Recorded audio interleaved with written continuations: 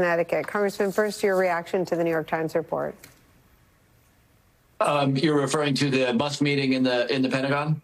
Musk being briefed on war plans for China at the Pentagon, a briefing that was reportedly called off after the New York Times published its story. And we should say that Donald Trump called, quote, fake story.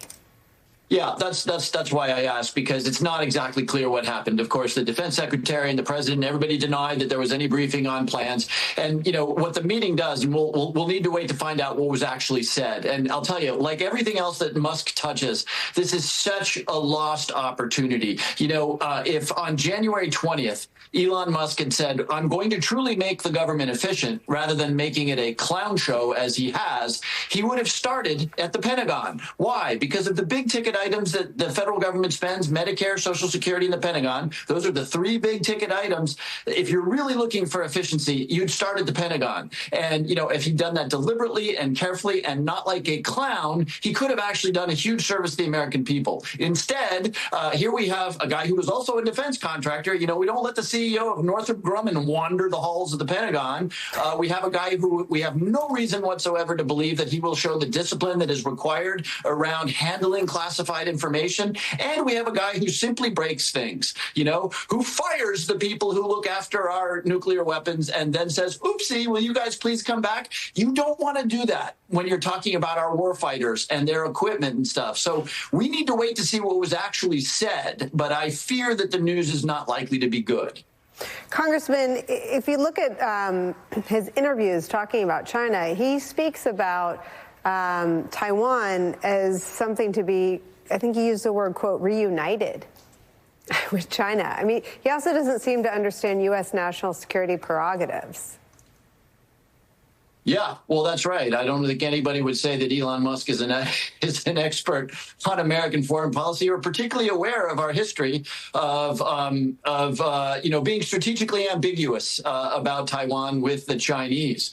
You can only imagine what the Chinese are saying when Joe Biden says 3 times that we will intervene to defend Taiwan. And now the Chinese are watching President Trump humiliate and attack Zelensky, cozy up to Putin. And, you know, his co-president, Elon Musk, is saying, oh, yeah, maybe that's okay. I mean, it just talk about making us less secure from a standpoint of not really understanding where our strategic interests lie.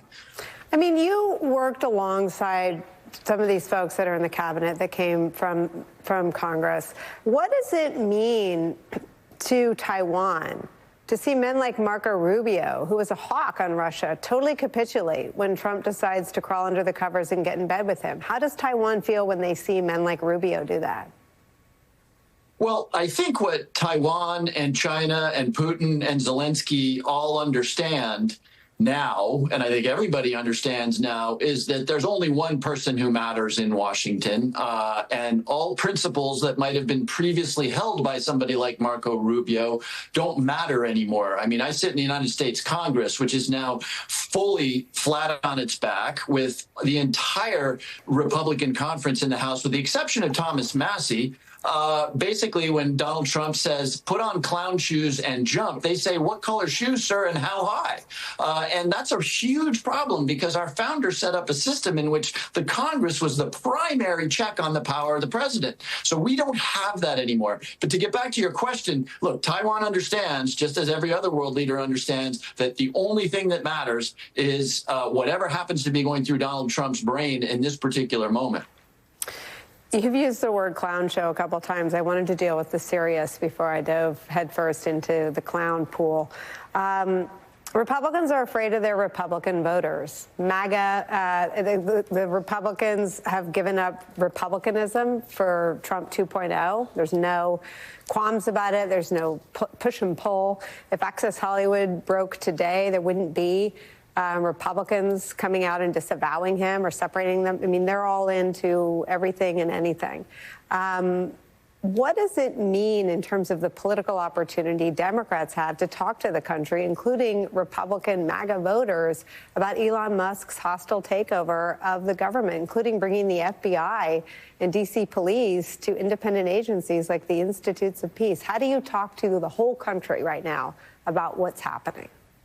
Great question, Nicole. And I'll tell you what, you don't talk about the Institute of Peace. You probably don't even, as much as it breaks my heart to see what Elon Musk did to USAID and to our soft power abroad, you don't talk about that stuff. What you do talk about is what we are about to see become a force perhaps even more powerful than Donald Trump in the Republican voters' mind. We're already seeing it, right? Because in the next 2 weeks, the Republicans are going to have to say precisely how they're going to take roughly $80 billion a year out of Medicaid without creating the absolute havoc and horror that that will do. And by the way, we're seeing this already, right? Look at any one of these Republicans that are still courageous enough to face their constituents, what you're hearing in the town hall. And the reason for that, and we're publicizing this is our mission from now on. We are going to explain to the American people what a 30% cut to Medicaid looks like and who dies because of that. We're going to explain tariffs and the fact that 3 months from now, when you go into the Ford dealership to buy that Ford Bronco, and it's now $2,000 more expensive, and the dealer explains to you that that's because of tariffs on Canada and Mexico,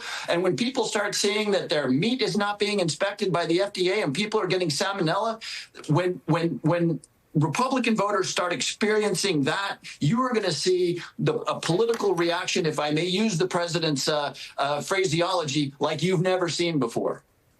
And it feels like we can do this another day.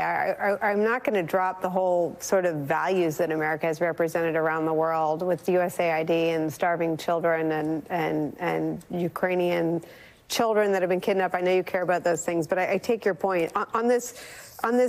Talking to the American people about what it looks like when the government goes away. I heard this from another very smart Democrat, that we're going to see what it looks like when, you know, the over-the-counter drug supply isn't safe anymore, when poultry isn't inspected anymore, when milk and meat aren't inspected anymore. How do you do both things? How do you communicate with the country that that's what happens when the federal government goes away? And how do you also, as the party in the minority, try to protect the American people and your constituents? Well, you know, the Donald Trump and the Republicans are about to stumble into the same trap that Democrats stumbled into in the election of 2024, right? If I can sort of draw a little bit of a cartoon here, we were pounding the table on saving democracy, which is an absolutely critical thing, but it's an abstraction to most Americans, right?